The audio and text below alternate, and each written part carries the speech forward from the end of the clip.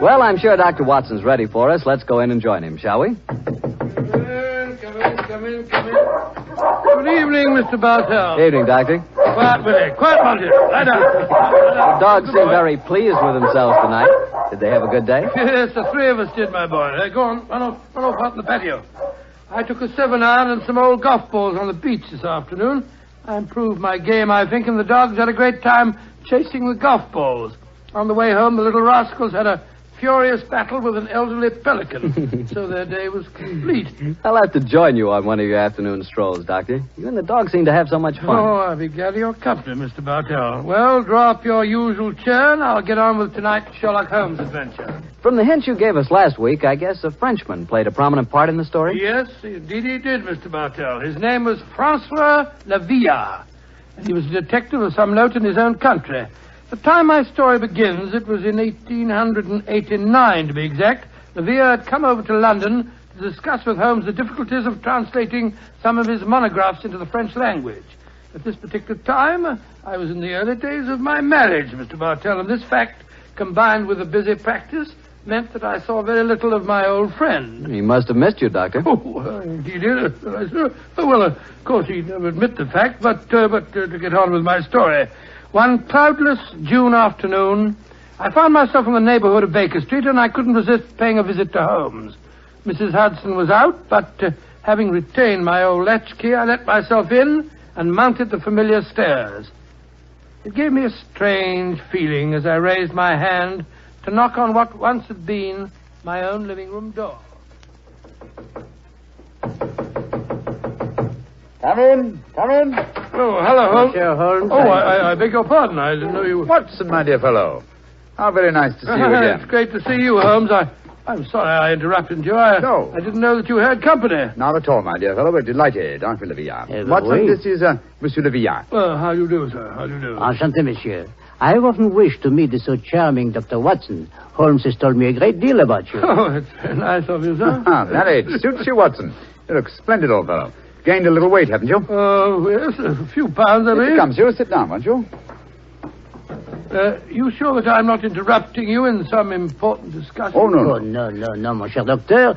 We were having a good-natured argument on the relative abilities of the French criminal compared to the English. Oh, interesting. You must lend me your Interesting support, idea. Watson. Monsieur Lavillard is convinced that the English criminal is a very dull dog indeed. Well, we've met some far from dull ones in our time.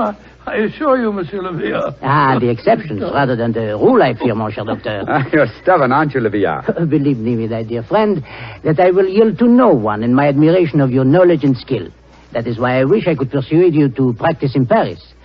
There you would find opponents really worthy of your steel. What can happen to interest you in this land of grey fogs, boiled potatoes, and pots of tea? Excuse me for myself, sir.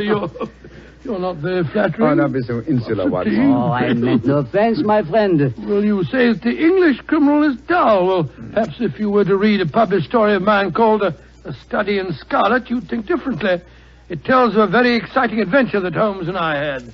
I have read it, my friend. Oh, you have?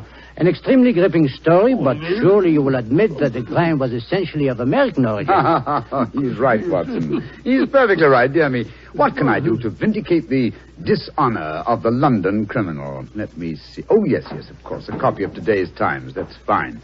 I shall introduce you to a section known as the agony column. Where is it now? Oh, yes, here we are. This should convince you of the color and variety of English life. The agony column? Mm-hmm. It sounds most painful. What is it, pray? A personal column is liable to contain anything from a lover's frantic appeal to his lady love to a ransom note. In my profession, I've frequently found it an invaluable medium for contacting the underworld. Yes, now, here we are. Here's something. Dear me. Oh, dear, no. Today's column seems rather uninspired, I'm afraid. May I examine it? Of course, here you are. Merci. If the lady who helped my little boy across the road at the corner of Threadwell Street and High Auburn last Wednesday at 4 will get in touch with Box 845, she will learn of something to her advantage. We can be more colorful than that in Paris, my friend. Yes, I think we can do better than that, too. Yeah, look at this, will you? The printer must have been half asleep when he set up the type for this advertisement. Will any gentleman interested in discussing cryptography and cipher writing, please communicate with Box XQL 696, the time. Oh, I fail to find this message any more stirring than the preceding one. You notice the execrable printing, don't you? Indeed, I do. It is all mixed up. The first word, will, starts with a capital W and a capital I. The second word, any, starts with a small a, and then has a capital N and Y. It is a shocking example of typography. And when it occurs in a paper noted for its excellence in typesetting, one realizes that this is no mistake. What do you mean, huh? This is undoubtedly a code message. Oh, come now, my friend. I defy even you to make a mystery out of a printer's negligence. I accept your challenge, my dear Lavillard. If you recall, the Baconian bilateral cipher depends upon the use of two sizes of type. If we group the letters in units of 5, the arrangements of small and capital letters within the group should give us the message. Now, let's see. 2 capitals followed by 3 small gives us the letter H. Then 2 capitals, 1 small, 2 more. That gives us E. H. I still think you are trying to make an adventure out of a mere printing accident. No mere printing accident could so readily fall into one of the great traditional ciphers. Now, let's see. This message reads H-E-L, help, Q, too small, Q-U-I, quilter, help, quilter, L, too small and large, elms, help, quilter, elms, there it is, yes, penge, help, quilter, elms, penge. Help, quilter, elms, penge. What does that mean? Presumably that a man named Quilter, who lives at a house called the Elms, in the village of Penge, needs help. Ah, I see it now. A helpless victim held prisoner. He smuggles out this message as a harmless personnel, with strict instructions that it be printed on this art form. He knows that the amateurs of cryptography, to whom it is addressed, will decipher this call for help. Et voilà. Monsieur Villa, you seem ready to grant that adventure can exist in London, after all. The advantage, my dear Watson, of a more mercurial temperament than we Englishmen possess. Well, Villa, what about it? Shall we set off for Penge and rescue the ingenious Mr. Quilter from whatever dire fate awaits him in the elms? I'm all impatience. Splendid. Watson, I suppose you're too busy to join us. Too busy? Well, I'm in your practice. I'm sure that you have patience to attend to. Yes, of course. Yes. As a matter of fact, I have 2 further visits to make today. One to a peppery old miser who has gout, and the other to a wealthy society woman who has acute attack of hypochondria, as they call it. To blazes with to hell with both of them. I'm coming with you, Holmes, if you want me. Bravo, Watson. Then grab your hat and coat. The game's afoot.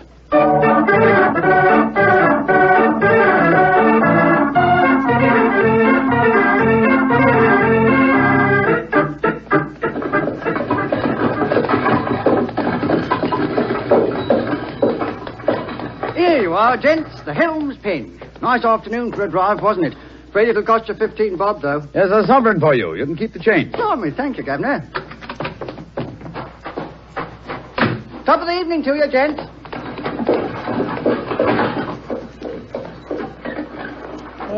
So this is the Elms, eh? Quite a bit of land for such a modest neighborhood. To call it the elms seems remarkably inapropos. I cannot see an elm tree in sight. So you see, Lavillard, the English have more imagination than you give them credit for. Are you just going to walk up to the front door and knock, Holmes? Why not? The direct approach is often the most satisfactory. Oh, you disappoint me. I had hoped that perhaps you would adopt one of the disguises in which you are so adept, I am told. Well, since it's unlikely that these people know me by sight, that's hardly necessary, is it? However, I trust that this little problem may reward you with some colorful highlights before we're through. Oh. Great Scott. Revolver shots. They came from the house. We are too late. Monsieur Quilter has been murdered. No, I think not. You will observe that the next-door neighbor to the Elms was mowing his front lawn as we drove up. He is still engaged in the same occupation. Obviously, revolver shots attract little attention in this vicinity. Mon Dieu, you mean that violence and sudden death are so common that they do not attract even the passing interest? No, Villa. Even the British are not as phlegmatic as that. Then what is the answer to those shots, Holmes? Some member of this household is addicted to pistol practice. The fact that a shooting target is nailed to the back of that fence over there would further support the theory. Well, that's rather ominous, in my opinion. Well, here we are at the front door. Let's keep our wits about us anyway. Are you carrying a revolver, Dr. Watson? No, and a stethoscope, I'm afraid. I was prepared for sickness when I left the house today, and not for crime. I, too, am unarmed. How about you, Monsieur Holmes? Only a magnifying glass, I'm afraid. Hardly a very lethal weapon. Yes? My friends and I were calling on Mr. Quilter. Oh? Who are you? My name is Sherlock Holmes, and these are my friends, Dr. Watson and Monsieur Leviat. How do you do, madam? How do you do? Is Mr. Quilter expecting I don't know. We read his advertisement in the agony column of the Times today and came down here at once. Are you a relation of his? I'm his niece. Oh. My name is Doris Faversham. Come in, won't you? Miss Faversham, I suppose it is. Yes, Doctor. It's Miss Faversham. We heard 3 revolver shots as we were walking up the driveway. They gave us quite a start. Yes, mademoiselle. We were afraid that we might have arrived at the time of tragedy. Yes, indeed. Tragedy? Oh, my hobby is revolver shooting. I was doing some target practice in the back garden as you arrived. Revolver shooting, Miss Faversham. How very interesting. I flatter myself that I'm something of a marksman myself. Oh, really? Mm-hmm. Well, perhaps we can have a match. Won't you sit down? Your challenge intrigues me, Miss Faversham, but before I accept it, I should like to see Mr. Quilter. Well, Uncle George is paralyzed, you know. Oh, Spends all his time in a wheelchair. I'm not at all sure he'll see you. Well, at least you can ask him, can't you, Miss Faversham? It is his custom at this time of the day to take a little nap. Perhaps tomorrow... Doris! He's still awake. Who's it? Yes, Uncle. Some men have come to see you, Uncle. Well, bring him in. Follow me, gentlemen.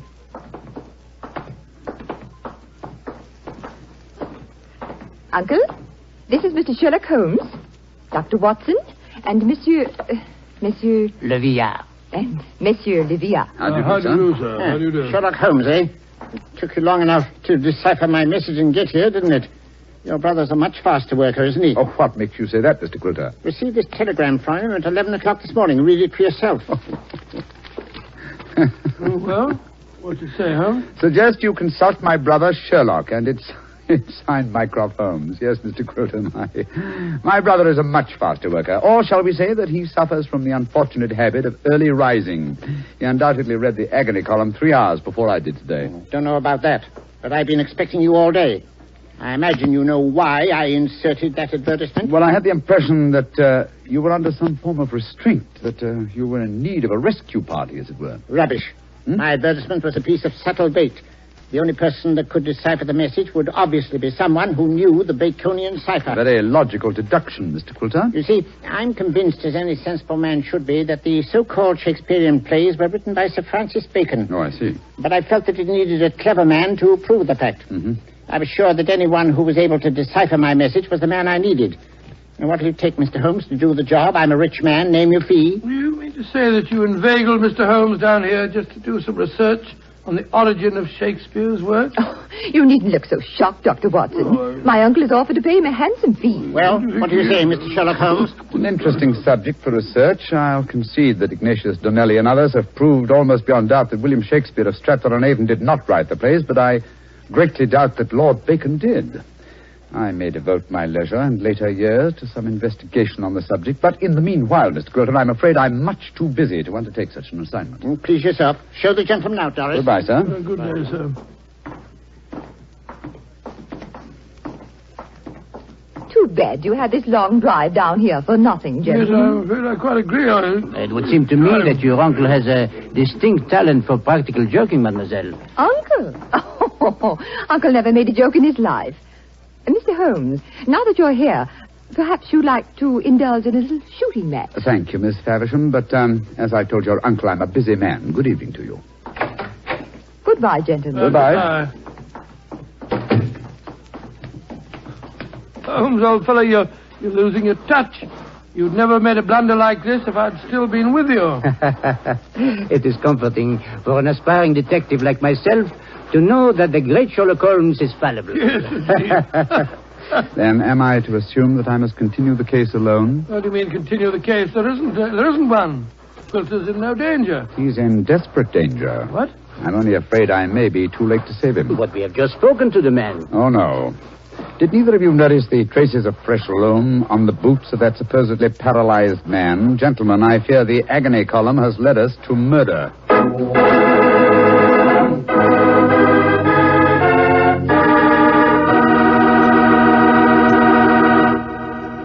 You'll hear the rest of Dr. Watson's story in just a second. Time enough for me to mention that any meal is a better meal when it's served with a Petri dinner wine. If you're having chicken or fish, use Petri California Sauterne. Petri Sauterne is a subtle, delicately flavored white wine that looks and tastes like captured sunshine. If you're having a roast or chops or any kind of meat or meat dish, then by all means serve Petri California Burgundy. Petri Burgundy is a hearty, full-flavored red wine. One of the most delicious red wines you ever poured from a bottle. Why not get a bottle of each? Petri Burgundy and Petri Sauterne. Then, no matter what you have for dinner, you'll surely have the right wine, a Petri wine. Well, Doctor, why did you have to break off your story there? Well, I had to break it off somewhere, Mr. Bartell, and that seemed to be the most exciting spot. It certainly was. I was convinced that the great Sherlock Holmes had been fooled for once. What happened next? Well, my boy, needless to remark, we did not get into a cab and go back to London, but let me pick up the story at the same place that I broke it off. As Holmes said...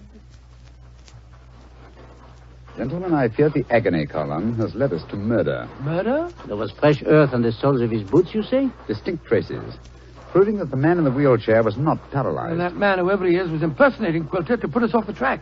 And the real Quilter may have been killed, eh? I'm afraid so. Let's stop here for a moment, shall we, while we make our plans. This hedge will hide us from the house in case they're watching from the windows. Now, this isn't a hard picture to reconstruct. There undoubtedly is, or was, a paralyzed Baconian scholar named Quilter. He managed to smuggle out that ingenious plea for help, but Mycroft's unfortunate telegram gave the game away. Mm-hmm. I see it now. The people in there, holding him prisoner, forced him to reveal what he has done, eh? What they may have done to him, heaven alone knows. One of the criminals, guessing from the telegram that I might appear on the case, posed as the crippled Quilter. What's our next move, Holmes? Remember that singularly unattractive young lady skilled with a revolver? We must search the grounds as unobtrusively as we can. Search the grounds? For what? I can answer that question, Monsieur Doctor. We search for signs of the freshly turned earth of a grave.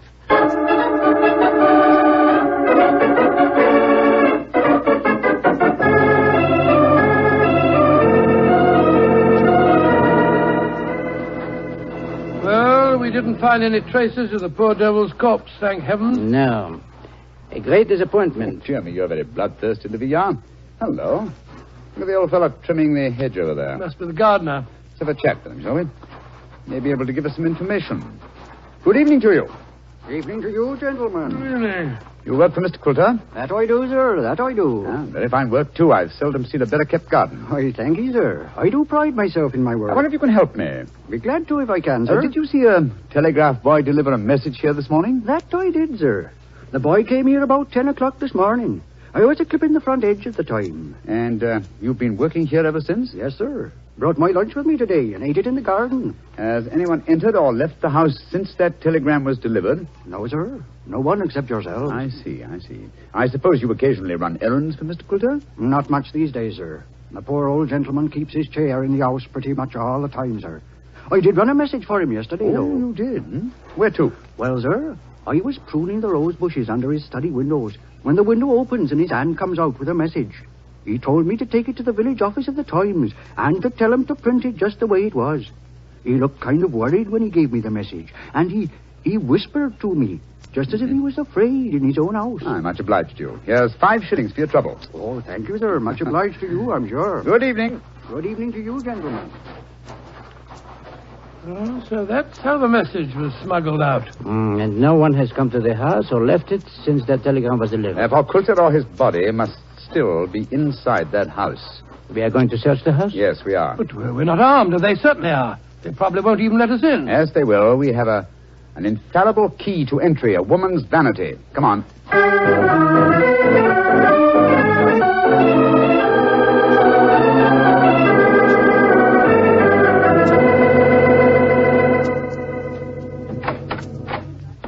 Oh, so you came back. I thought you wouldn't be able to resist my challenge to a pistol match, Mr. Holmes. Exactly, Miss Lavisham. We had difficulty in finding a cab and decided to take a train back to London. There was an hour's wait, so I thought I'd accept your challenge. Good. Come in. We'll go into the back garden. Thank you. Don't talk loudly. I think Uncle's asleep in the next room. Don't bring anybody in here, Doris. I want to sleep. All right, Uncle. This way, gentlemen. If your uncle wants to sleep, seems a funny sort of alibi. Oh, well, he's used to that, Doctor.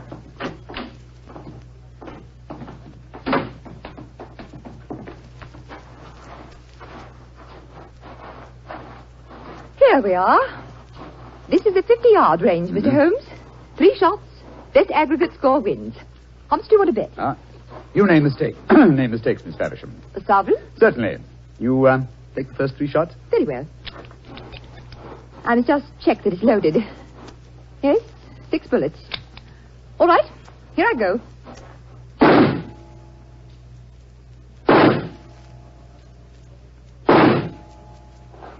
Bravo, Miss Faversham. Splendid. Bullseye and 2 winners.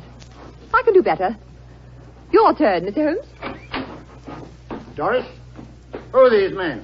Friends of mine. I'll introduce you in a minute, Geoffrey. We're in the middle of a match at the moment. Your turn, Mr. Holmes. The revolver, please.